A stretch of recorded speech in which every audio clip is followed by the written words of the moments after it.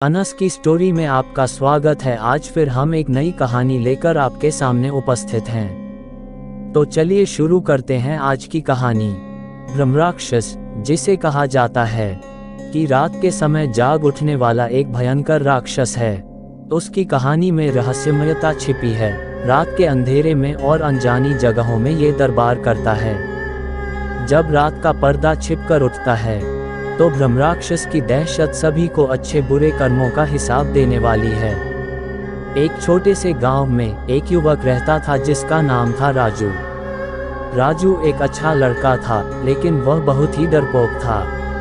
उसे रात में अकेले नहीं रहना पसंद था। एक दिन राजू जंगल से गुजर रहा था। रात का समय था और आसमान में काले बादल छाए हुए थे। राजू को डर लग रहा था, लेकिन वह हिम्मत करके आगे बढ़ता रहा। जैसे जैसे राजू आगे बढ़ता गया, उसे एक अजीब सी आवाज सुनाई देने लगी। आवाज बहुत ही भयानक थी।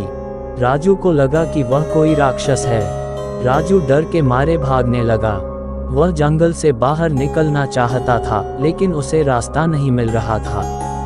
वह इधर उधर भटकता रहा। अचानक राजू ने एक पेड़ के नीचे एक आदमी को बैठा देखा।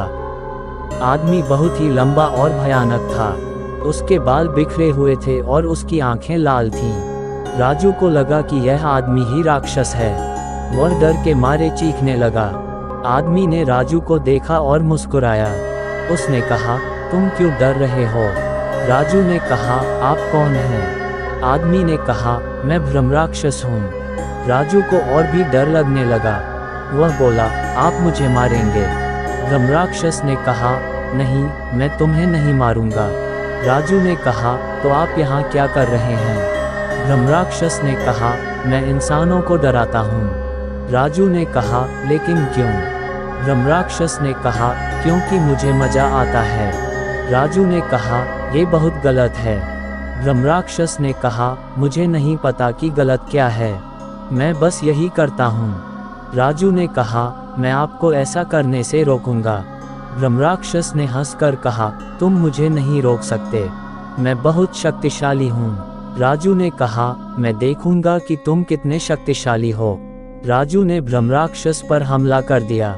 वह ब्रह्मराक्षस से लड़ने लगा। ब्रह्मराक्षस बहुत शक्तिशाली था, लेकिन राजू भी हिम्मत नहीं हार रहा था। वह ब्रह्मराक्षस से लड़ता रहा।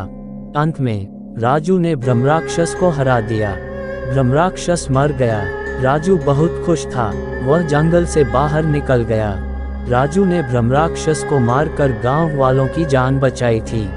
गांव वाले राजू को बहुत सम्मान देते थे। राजू अब डरपोक नहीं था। वह जानता था कि वह किसी भी मुश्किल का सामना कर सकता है।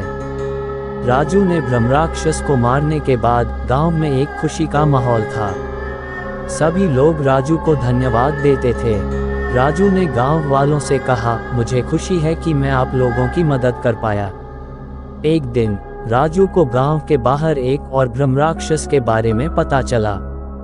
ये ब्रह्मराक्षस पहले वाले ब्रह्मराक्षस से भी ज्यादा शक्तिशाली था। राजू को पता था कि उसे इस ब्रह्मराक्षस को भी मारना होगा।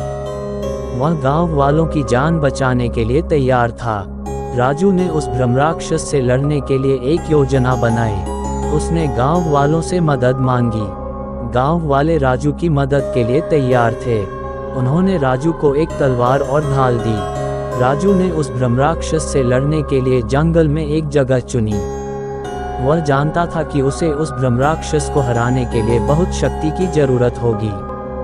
राजू ने उस ब्रह्मराक्षस पर हमला कर दिया, लेकिन ब्रह्मराक्षस बहुत शक्तिशाली था। इस हमले से उसे कोई भी फर्क नहीं पड़ा। उसने अब राजू पर हमला किया।